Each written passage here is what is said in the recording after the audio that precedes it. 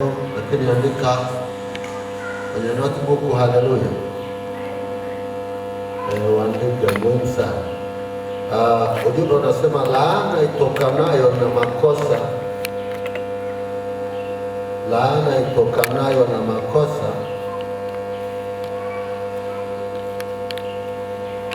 ya kiufundi, laana itokanayo na makosa ya kiufundi katika eneo la utoaji.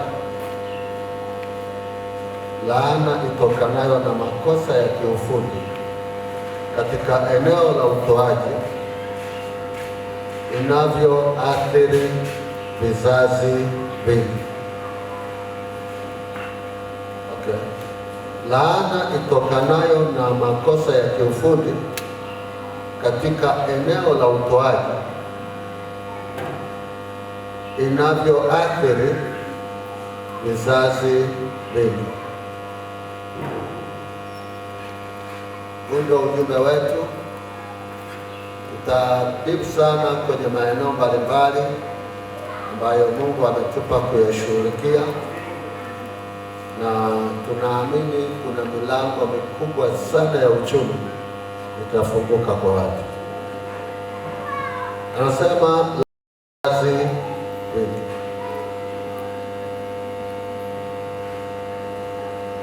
Tuanze na hapa. Neno laana ni nini? Unaposikia mtu anakuambia una laana, laana ni nini? Laana ni kuto kufanikiwa katika kila ulifanyalo.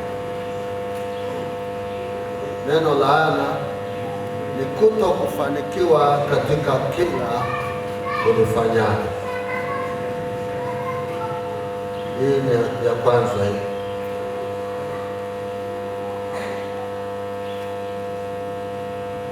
Neno la pili hapa ni nimeweka neno ufundi au ufundi. Ufundi ni ujuzi, ni uwezo wa kufanya jambo ambalo huwa linawashinda wengine. Si wengi sana ni mafundi, lakini kwa yule ambaye ni fundi anaweza akakufanyia jambo lako katika ubora na usahihi, maana analijua. Ufundi tukasema ni ujuaji. Ufundi tukasema pia ni ufahamu katika eneo la utoaji. Neno ufundi.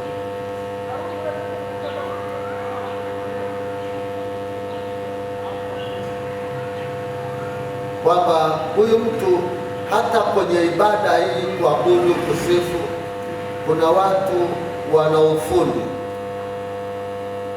ambao Bwana amewapa. Kuna watu wana ufundi pia katika eneo la kuhubiri. Anaweza akaarrange vitu vikakaa sawa. Kwa hiyo ufundi uko wa aina, lakini tu neno ufundi ni makosa. Ni nini makosa?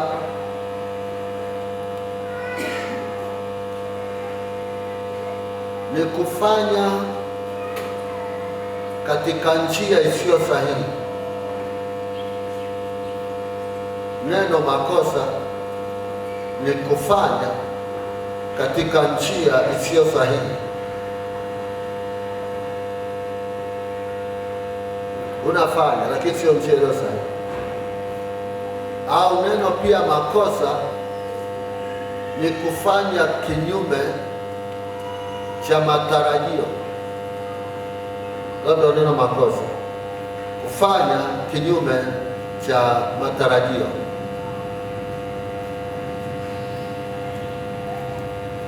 Unapofanya kinyume cha ilivyotarajiwa kufanyika, maana yake umekosea, kwa sababu tarajio lilikuwa ufanye vizuri, sasa umefanya vibaya. Kwa makosa pia tunaweza kutumia neno pia ni kufanya vibaya.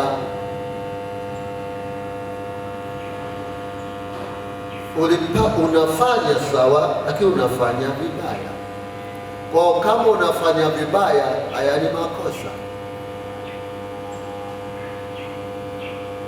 Kile cha kimungu ambacho unakifanya lazima ufanye katika usahihi. Ukifanya tofauti na maagizo, tofauti na maelekezo, hii inaitwa makosa. Maana yake unafanya vibaya. Kingine ni neno utoaji.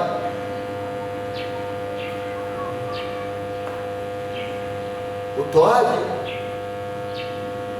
una maana kile unachotoa pasipo kutazamiwa kurudishiwa.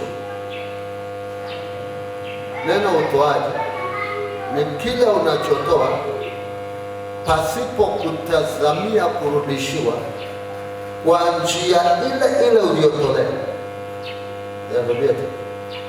Utoaji ni kutoa pasipo kutazamia kurudishiwa kwa njia ile ile uliyotoa.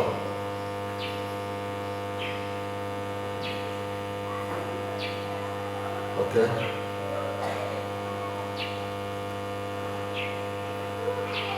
Kwamba ninatoa sadaka, kwa hiyo sitegemei kurudishiwa. Okay, mtu mmoja baada ya kukorofisha kanisani na mchungaji akatoa maoni, akasema mimi nahama hili kanisa, na kwa sababu hiyo kabla sijahama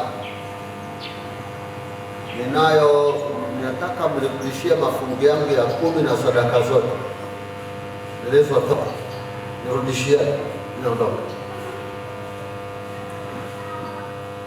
Kwa hiyo anadai sadaka na mafungu ya 10, kumbe aliandika anasema nilitoa tarehe, nirudishieni mafungu yangu ya 10 yote na hizo sadaka nilizotoa. Utoaji sio wa hivyo. Ukitoa ndiyo Mungu huwa analipa, lakini hakurudishii hicho ulichotoa au kwa namna unavyotoa. Nisema hivi, mimi naweza kufanya kitu kwa mtu, nikafanya kitu kwa Jackson, lakini matokeo yake nikayapata kwa Adija. Hawezi kunilipa Jackson ila Adija akanipa. Unaelewa ninachosema? Maana yake ni hivi, upati kwa namna ulio, yani usije ukatoa sadaka au unasaidia watu au yatima. Hivi yatima unategemea wakulipe? Wajane unategemea wakulipe?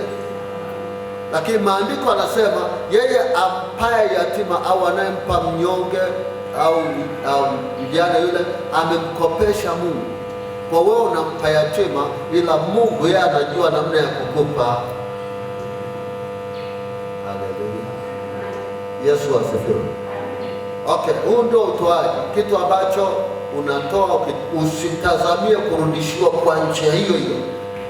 Kwa kama unatoa sadaka, usitoe ukitegemea huyo mtu uliyempa au uliyeguswa kumpa atakurudishia. Inawezekana asikupe. Usitoe ili mchungaji akupe, no. Usitoe wewe toa, lakini Mungu atakulipa kwa njia. Haleluya. Nyingine, athari. Neno athari lina maana uharibifu. Neno athari lina maana uharibifu. Hiyo ndo neno athari, uharibifu. Kwamba makosa ya kiufundi kwenye utoaji yanaleta uharibifu kwa vizazi vingi. Athari maana yake uharibifu. Au tunasema tafsiri nyingine, neno athari ni madhara, kwamba kuna makosa ya kiutoaji yameleta madhara kwa familia, yameleta madhara kwa ukoo, yameleta madhara kwa mtu mmoja mmoja, yameleta madhara kwa jamii. Athari. Amen. Yesu asifiwe. Yesu asifiwe. Haleluya. Bila shaka umenielewa. Neno vizazi hivi tunapoangalia vizazi ni mkondo, ama tunasema ni jamii yenye mbari moja. Nikisema jamii yenye mbari moja, huu ni ukoo wa Due. Ukoo huu na watu hata 500,000. Ukoo huu ni wa Shirima, ukoo huu ni wa fulani, una watu wengi. Sasa kile ni kizazi hicho, kinatoka kwa babu huyo ana baba mkubwa na nani, ni familia au jamii ya mbari moja au inayoelekeana, au jamii ambayo ni ukoo mmoja. Ngetumia hiyo. Bwana Yesu asifiwe. Yesu asifiwe. Okay, sasa tuanze somo letu. Tatu kufasiri kidogo hapo. Katika andika 90% ya umaskini ulio kwa watu wengi, especially watu wa Mungu, inatokana na laana ya vizazi. Unaanza kuelewa? 90% kati ya 100 ya umaskini ulio kwa watu, especially waliookoka. Na kwa nini nimesema zaidi waliookoka? Ni kwa sababu tunaamini kabisa kwamba ukishampokea Yesu kuwa Bwana na Mwokozi wa maisha yako, basi wewe ni tajiri. Sasa isipotokea mafanikio haya, siongei, unajua, sikia, wokovu sio maskini, wokovu sio fukara. Sisi ni matajiri wa rohoni na wa mwilini. Hello. Yesu asifiwe. Kwa hiyo kama hatutafanikiwa, hatutabarikiwa, kuna makosa ya kiufundi kama hayatoki kwako, yanatoka kwenye jamii ya habari yenu, ukoo wenu, familia ya kwenu. Kuna namna inatoka huko, inakuja kizazi cha kwanza mpaka cha 4 na kuendelea. Unanielewa? Unanielewa? Kwa hiyo nitakupa mifano haya na nitaongea zaidi kiBiblia. Kwa nini nimesema laana hii inatoka kwenye koo, kwenye jamii? Nakwambia, misemo ya Kiswahili inasema utajiri unafuata nini? Nini? Sema mkono.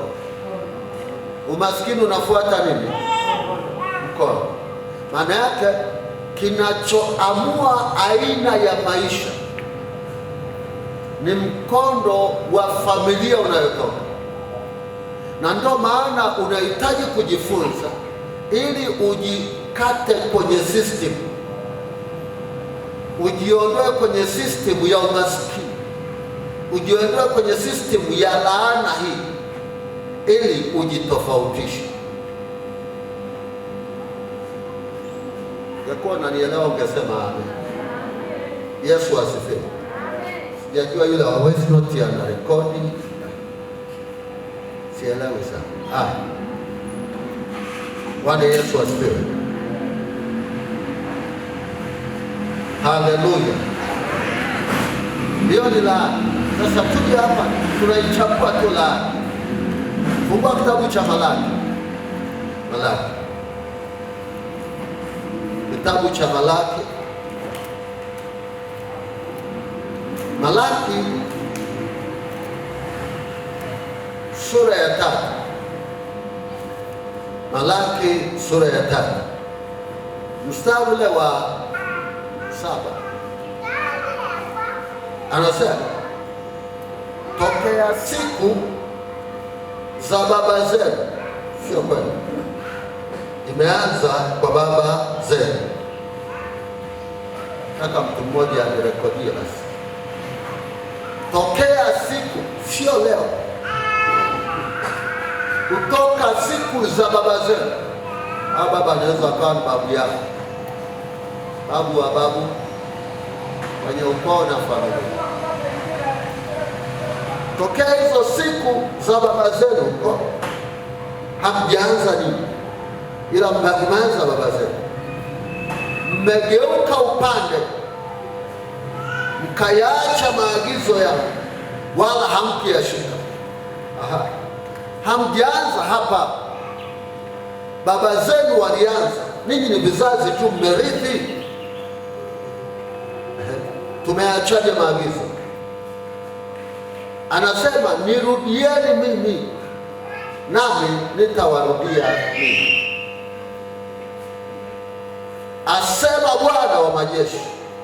Lakini ninyi mwasema, turudi kwa namna gani? Anaongea habari ya vizazi, anaongea na kizazi kingine, habari ya vizazi vilivyopita, habari ya baba zao, habari ya familia zilizopita. Mstari wa 8, je, mwanadamu atamuibia Mungu? Lakini ninyi mnaniibia mimi. Lakini ninyi mwasema, tumekuibia kwa namna gani? Mmeniibia zaka na dhabihu. Ninyi mmelaaniwa kwa laana, maana mnaniibia mimi na taifa hili lote. Leteni zaka kamili ghalani, ili kiwemo chakula katika nyumba yangu. Haleluya, Yesu asifiwe. Unaendelea kuona, lakini neno kwamba tokea, yani hujaanza wewe, wameanza wazazi, babu, si nani huko. Ni vitu vimekuja mkavikuta, na nyinyi mmeingia kwenye mfumo ambao ulishaharibiwa. Hivi naeleweka?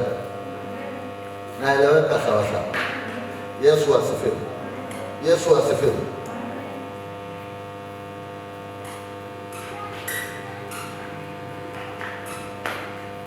Yesu asifiwe.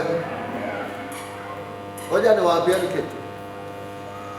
Kuna vitu tunapigwa sio vya kwetu. Kuna mapigo tunapigwa. Ndio maana unasema, mimi natoa fungu la 10. Kwa nini sasa mimi nisifanikiwe? Mimi nimekosea wapi? Kama unatoa fungu la 10 na una shida, kuna shida kwenye mfumo wako. Kuna watu hawatoi kabisa kwa sababu wamerithi kwenye mfumo wao kwamba hawatoi kwa Mungu. Okay. Baba zetu, babu zetu walitumikia miungu, walitoa dhabihu kwa miungu, walitumikia Baali. Kwa hiyo ibada yao ilikuwa kwa miungu. Sasa unapotokea hapo, mmoja unasema naenda kumtumikia Mungu, utakuwa na wakati mgumu sana. Okay. Tuje kwa kitabu cha Waamuzi. Waamuzi, maombolezo.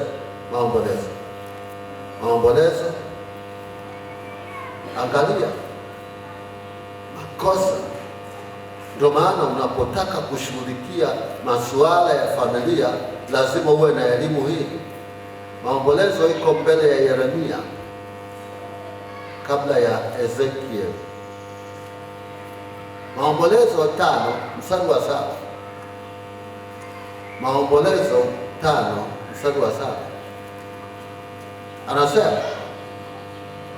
baba zetu, kumbuka pale amesema tokea siku za nani? Baba zetu mmegeuka.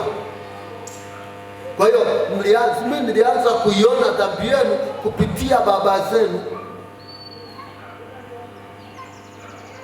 ndio nimeiona imeanzia.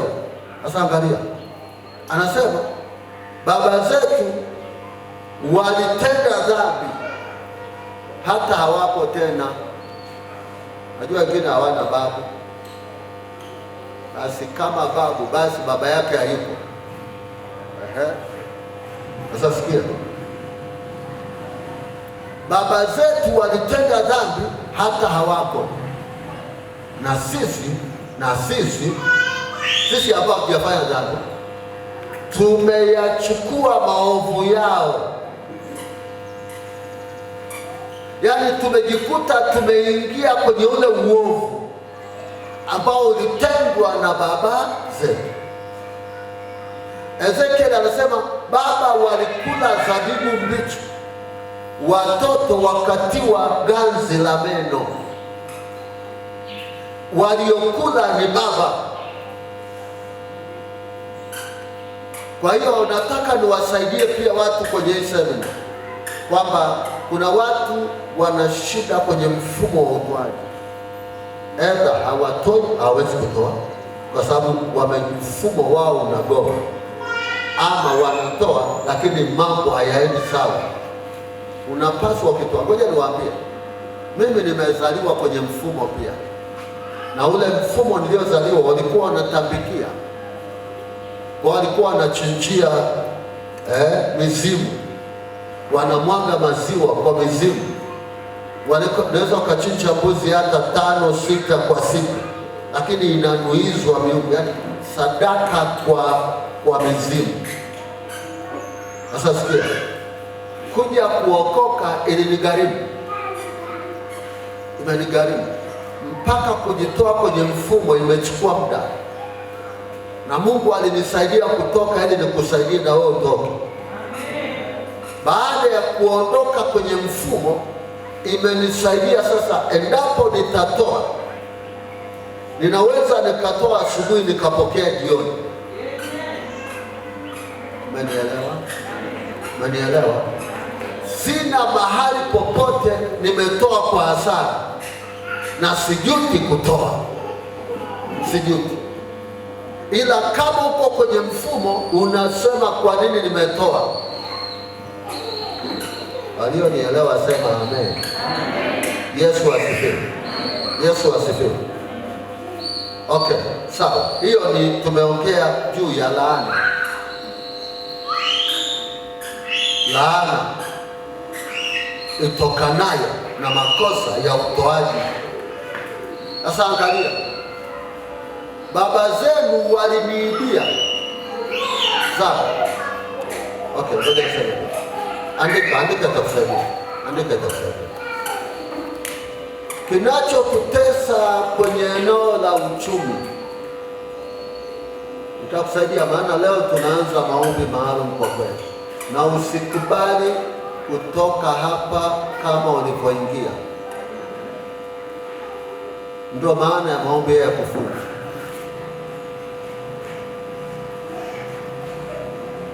Kinacholeta au kinachosababisha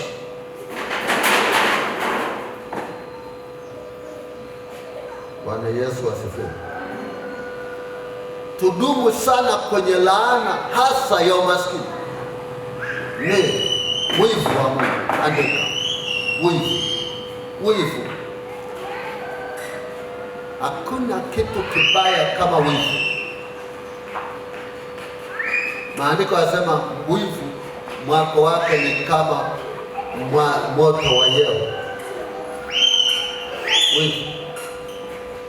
Utaniambia kwa nini? Ukisoma Kutoka 20 anaposema usiabudu miungu mingine, nitapatiliza wana maasi kizazi cha kwanza hadi cha 4. Yaani sio kizazi kimoja, mpaka cha 4 kinapatilizwa. Anasema kwa sababu mimi ni Mungu mwenye wivu. Okay, Kutoka 20. Kutoka 20. Amen. Kutoka 20 tuangalie. Ijapo tutaanza na maombi ya msingi, ni muhimu tu. Anasema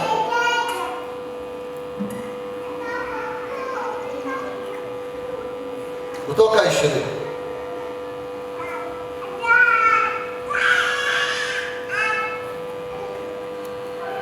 Kutoka 20. Angalia mstari wa 4. Usijifanyie sanamu ya kuchonga wala mfano wa kitu chochote kilicho juu mbinguni wala kilicho chini duniani wala kilicho majini chini ya dunia. Usivisujudie wala kuvitumikia, kwa kuwa mimi Bwana Mungu wako ni Mungu mwenye wivu, na wapatiliza wana maovu ya baba zao hata kizazi cha 3 na cha 4 cha wanichukiao, nami nitawarehemu maelfu wanipendao na kuzishika amri zangu. Angalia hilo neno wivu. Wivu una maana hivi. Wewe nikwambie, wivu una maana. Kwa mfano leo ukaenda kwa mganga. Ukienda kwa mganga, wivu wa Bwana utakuandama. Kuna watu leo wanaenda kutafuta utajiri kwa waganga. Sawa eh? Ukaenda kutambikia kwa kuiamini miungu, wivu wa Bwana unakufuata. Maana Mungu hataki aabudiwe mwingine zaidi yake. Nimesema zaidi kwenye eneo hili la uchumi. Kwa hiyo huu wivu umetoka kwa baba yako, umekuja mpaka kwa watoto. Umetoka kwa babu yako ukaja kwa baba, umetoka kwa babu wa babu yako ukaja kwa babu, ukaja mpaka na wajukuu na vilembwe wamekutana na hiyo shida, kwamba huo wivu unawapiga. Kuna mtu ananielewa? Anapatiliza. Kwa nini unaenda kutoa sadaka kwa miungu? Kwa nini unaenda kwa mganga? Kwa nini unaenda kutambikia? Kwa nini unamwacha Mungu ili kujipatia kwa namna isiyo sahihi? Wivu. Okay? Kwenda kitabu cha Yakobo.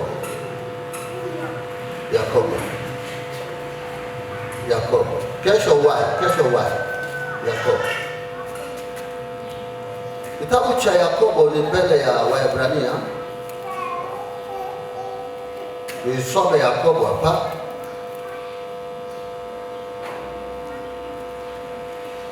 Yakobo sura ya 4 mstari wa 5.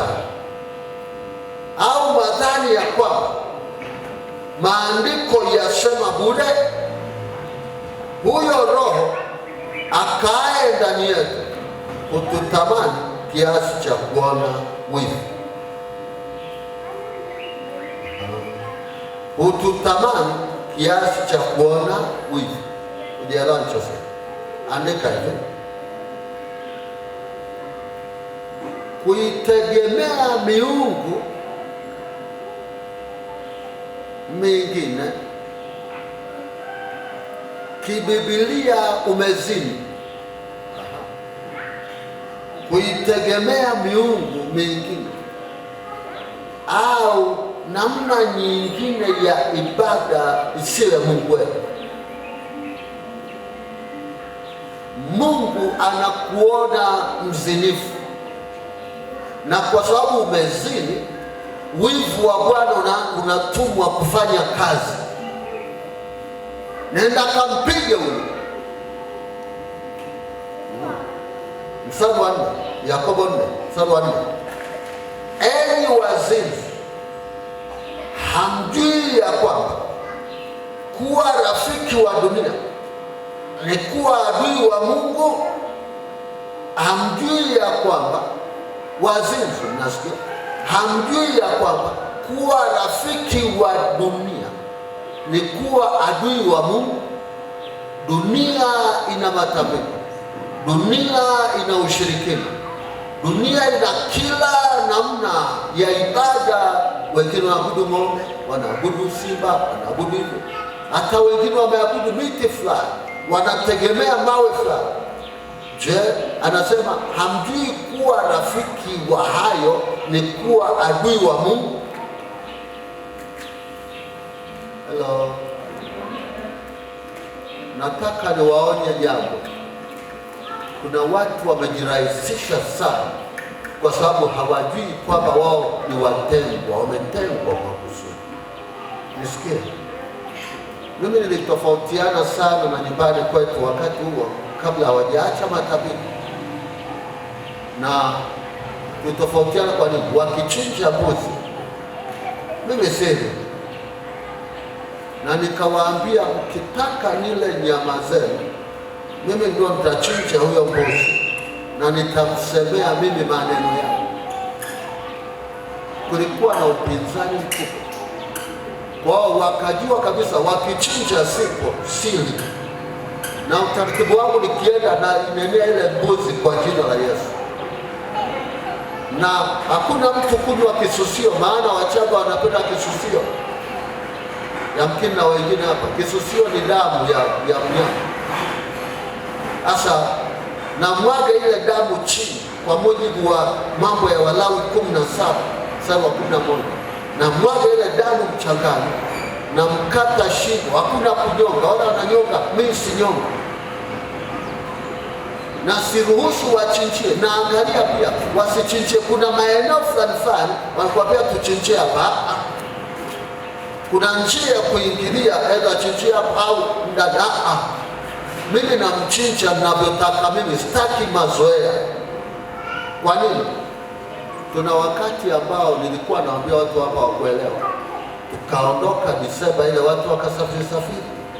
Tuliporudi hapa, tulianza maombi ya deliverance.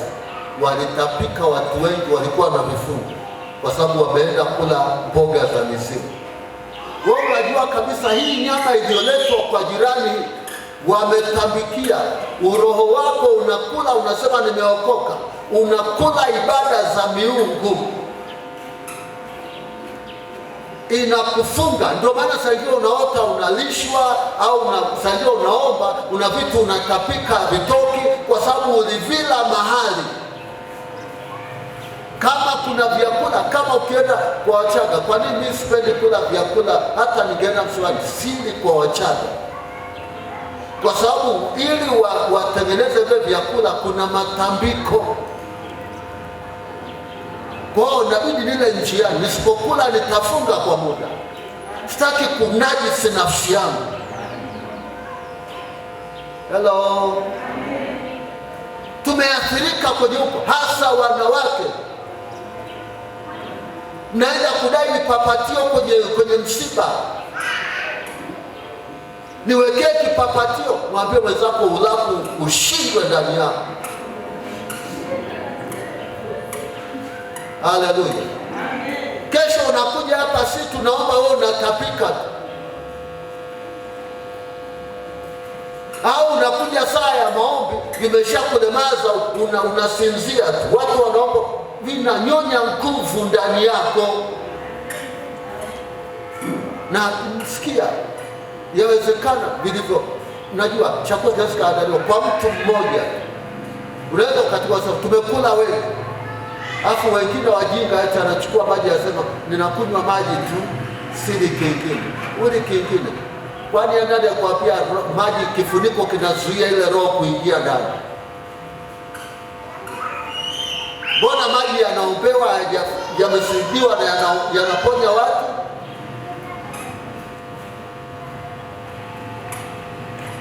Mama niangalia kwa huruma.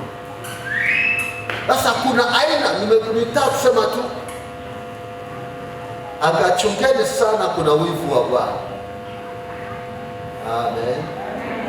Amen. Yesu asifiwe. Yesu asifiwe. Haleluya. Lakini pia kuna uzinifu, wengi wamezini. Okay, ngoja niwafungue kitu, niseme kidogo, sijui kuna watu wameota kwamba wanazini na wamebaki na tafsiri moja, kwamba bwana, ukizini usiku hiyo ni jini mahaba. Acha kukariri mambo. Kuna aina ya ndoto za zinaa, sio jini mahaba. Umekontaktiwa na miungu. Kuna namna umeunganishwa na miungu. Kwa kitabu cha Wakorintho, kitabu cha Wakorintho. Haleluya. Yesu asifiwe. Umeunganishwa, umekula vyakula wao, umezini nao. Biblia inasema enyi wazinzi. Sasa angalia Korinto wa kwanza, Korinto wa kwanza sura ile ya 6, sura ya 6. Nayo maandiko yanasema kwenye mstari wa 15, tanzia hapo. Korinto wa kwanza sura ya 6 mstari wa 15. Je, hamjui ya kuwa miili yenu ni viungo vya Kristo? Yaani nikikukuta unakula ovyo, adili nichukue hata fimbo kweli. Kuna namna tunashindwa hata kuomba, kumbe ni namna tunavyokula ovyo. Hello? Haleluya. Unaweza ukala vyakula vivyo hivyo, kwani wale walipokula si bila sema wakafunguliwa akili zao. Hii ina maana mtu anaweza kukufunga akili yako kwa kula. Hujawahi kuona watu wa mapepo wengi tukiwakemea mapepo wanatapika, ndio unasema wanafunguliwa, unafikiri wanatapika hewa? Je, hamjui ya kuwa mwili wenu anasema mstari wa 15. Je, hamjui ya kuwa miili yenu ni viungo vya Kristo? Basi ni vitoe viungo vya Kristo na kuvifanya viungo vya kahaba? Hasha! Au hamjui ya kuwa yeye aliyeungwa na kahaba, sema aliyeungwa na kahaba, ni mwili mmoja naye? Maana asema wale wawili watakuwa mwili mmoja, lakini yeye aliyeungwa na Bwana ni roho moja naye. Umeunganishwa na mizimu, umeunganishwa na waganga wa kienyeji, saa nyingine vyakula. Sikiliza, wakati nilipoona wazazi wanatapika, kina babu walichukua ile mbuzi wakampeleka mahali palipotengwa pa madhabahu, wakachukua ulezi wakaanza kumwagia kichwani, wakisema mizimu chukue, na wakaunganisha majina watoto walio nyumbani na walio safarini. Nilichokuja kugundua vinafanya kazi. Kuna wakati ninakuwa safarini, nikiona tu nyumbani ikawa naona nyumbani sasa hivi nimepelekwa nyumbani, wametambika na kula nyama. Nilikuwa nimeokoka na sababu washajua mimi si naamka naambia jamani, mmefanya nini?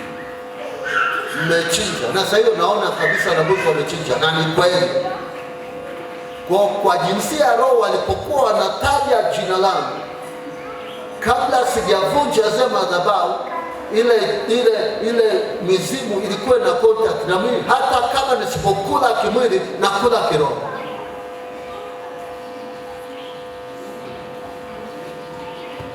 Hello. Kwa hiyo kama unaelekea kufunguka, wanaendelea kukufunga.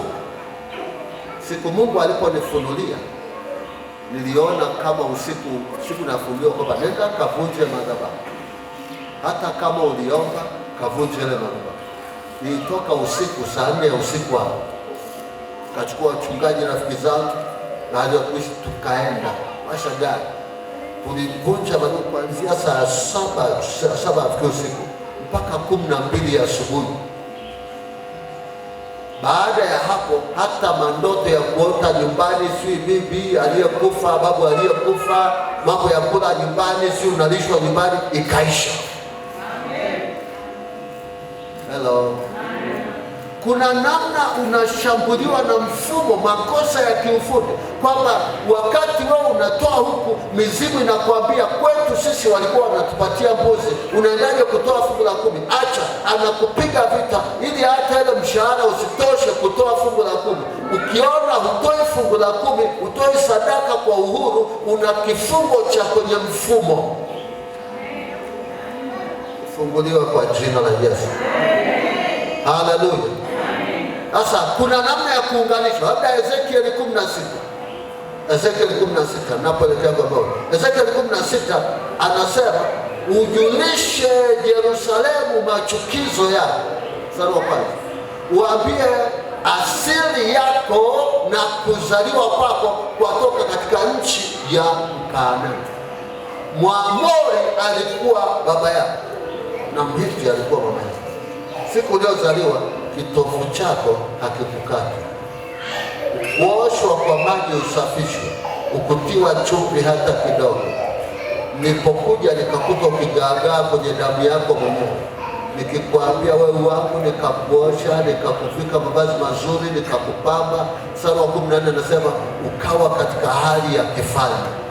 Lakini kama kitovu chako hakijakatwa kwenye ukoo na familia yenye ibada za miungu, unapata shida. Ndio maana utoi, na ukitoa utapigwa. Ujaelewa nilichosema? Waamuzi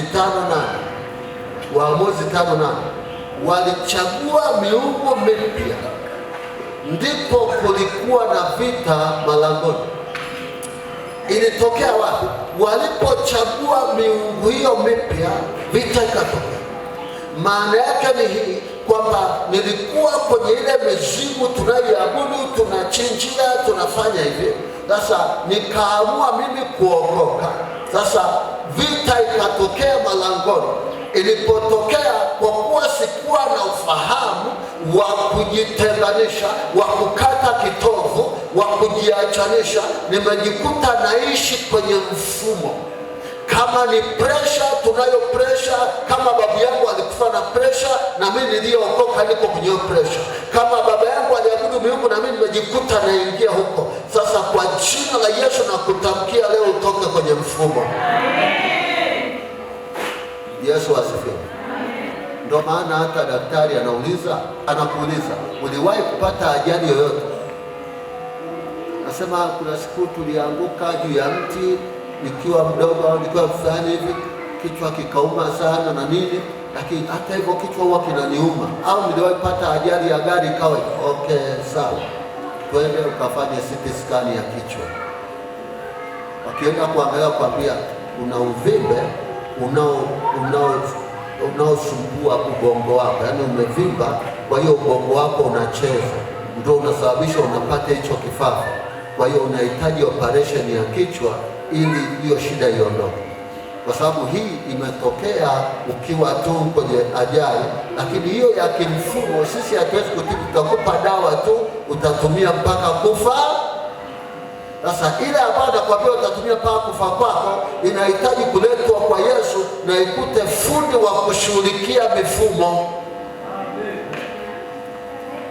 Hello. Yesu asifiwe.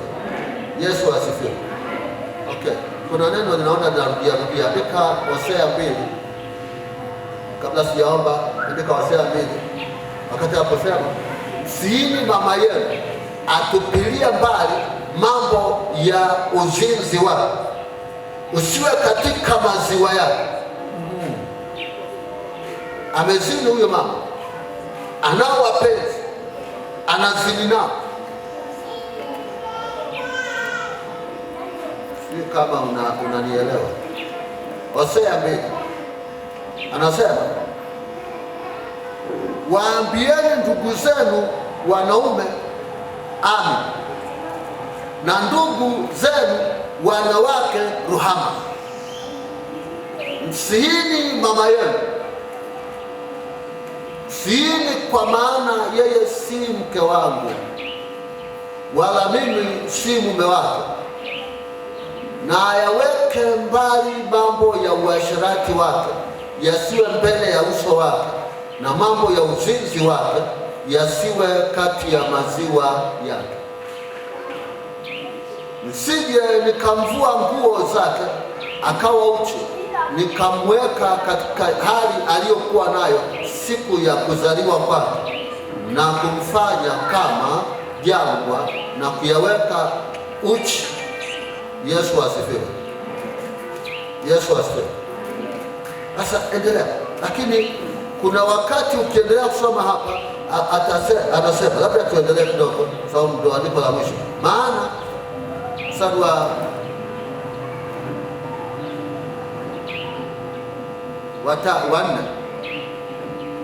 na sitawaonea rehema watoto wake, kwa maana ni watoto wa uzinzi, maana mama yao amezini. Yeye aliyewachukua mimba ametenda mambo ya aibu, maana alisema, nitafuatana na wapenzi wangu wanipao chakula changu na maji yangu, sufu yangu na kitani yangu, mafuta yangu na vileo vyangu. Basi kwa ajili ya hayo, angalia, nitaziba njia yako kwa miiba, nami nitaifanya kitalu juu yake, asipate kuyaona mapito yake. Naye atawatafuta wapenzi wake, lakini hatawapata; atawatafuta, lakini hatawaona.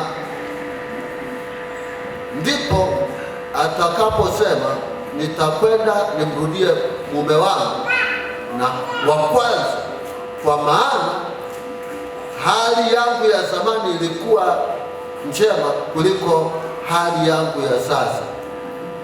Maana hakujua mimi ndio nimpaye. Haleluya, Yesu asifiwe.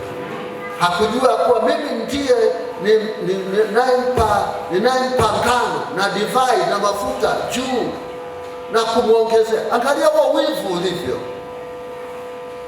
Anasema anapiga hivi. Kuna mtu amenielewa? Tuache uzinifu, tuache uzinifu. Haya mambo ya kuweka simu bando na sadaka utoi, uone uzinifu mtu. Hello, bando unajaza la shingani, lakini hata fungu la 10 umeiba. Unazini na simu yako. Na kuna namna ukikolea hata kwenye mtandao hii ya kijamii, unaweza ukakutana. Nilikuwa naongea na binti mmoja, ananiambia, mimi nimechoka, naota mandoto tu ya kuzini, si anakuaje? Nikamfuatia, nikamwambia, ni kitu umekipa nafasi sana. Yule asipoingia TikTok, yani usingizi wake hauji. Yani anakwambia lazima anunue bando, abembeleza usingizi wake kwa TikTok, kwa ameshakuwa addicted, yani ameathiriwa tayari. Unajua kuna mtu ambaye uzi ipite siku hajaingia mtandaoni, atakopa hata sogesha.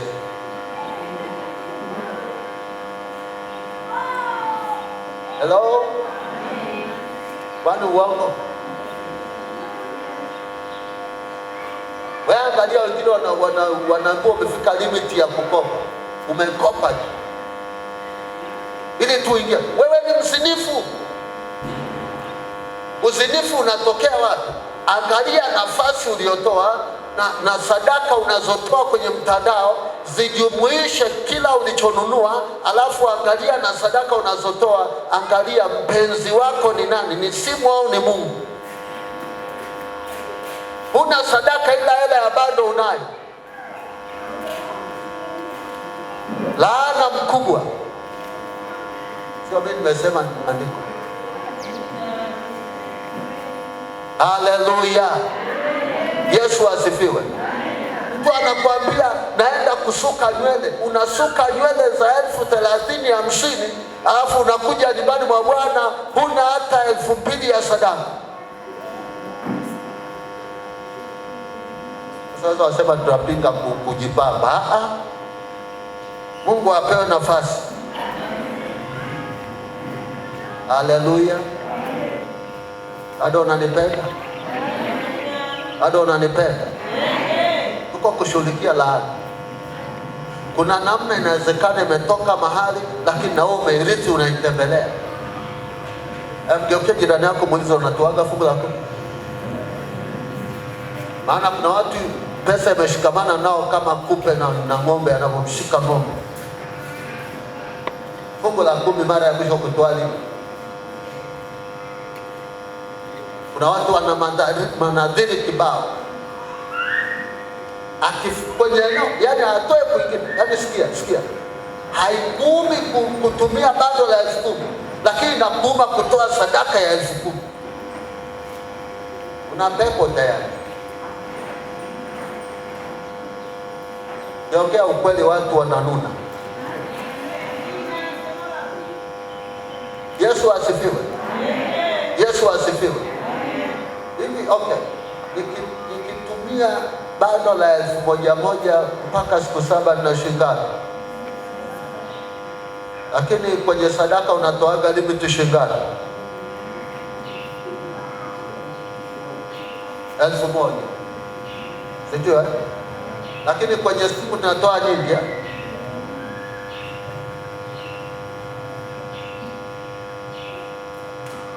Sasa inawezekana wewe unatabikia kama baba zako, lakini unatabikia kupitia simu.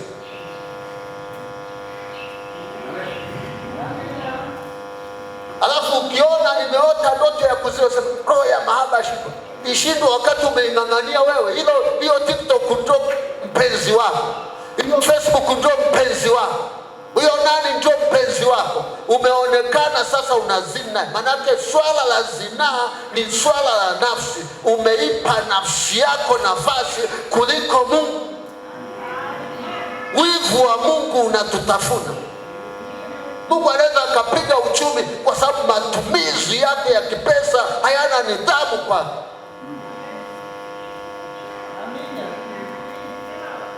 Simama bwana.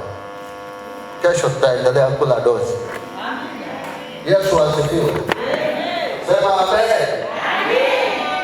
Tunaweza hapa wanakwaya wanawake tutasubiri katika moja. Naomba kusimama. Kama kuna mtu atasema, leo tunaweza sema, kama kuna mtu atasema hili neno si langu, naomba wewe utakuja hapa utaombea wengine. Kama kuna mtu atasema hili neno ni langu, anasema tokea siku za baba zenu mtageuka upande, nirudie na nitaombea. Yoeli anasema nirudie, Yoeli 12, nirudie na nitaombea. Nirudie kwa kurudia kwa kuomboleza. Yoeli vile lazima basi mtakurudia Bwana. Anasema ukishawajua kwamba kumrudia Bwana naye atawasamehe. Ni nani ajua kwamba hata geuka sasa kuna Yoeli na kutuachia sadaka ya kiburi ya unga kwetu. Kama utamaanisha kutengeneza, kama utamaanisha kutubu, kama utamaanisha kwamba kuanzia leo kwa moyo wako wote nimemaanisha nitakupolea, nitakutumikia, ukajitenga na hilo, umetoka na maisha.